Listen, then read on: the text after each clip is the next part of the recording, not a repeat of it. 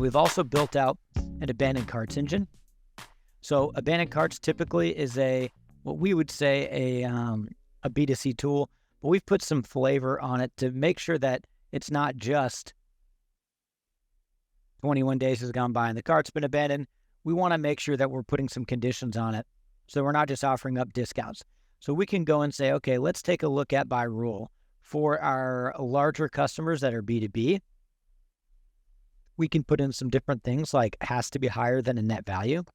So if we know what our average sale price is, and maybe that's $4,000, we could say, hey, look, average sales price is $4,000. So we think it's got to reach $3,800 before we decide that it's a abandoned cart.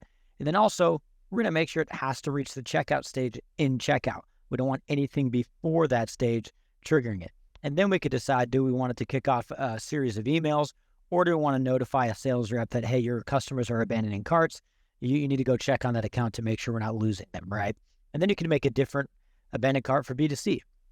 Once we have those created, we've got reports there so that we can go through and look at, okay, with the abandoned cart and recovered carts, do we have people taking advantage of us where they're constantly abandoning and recovering carts?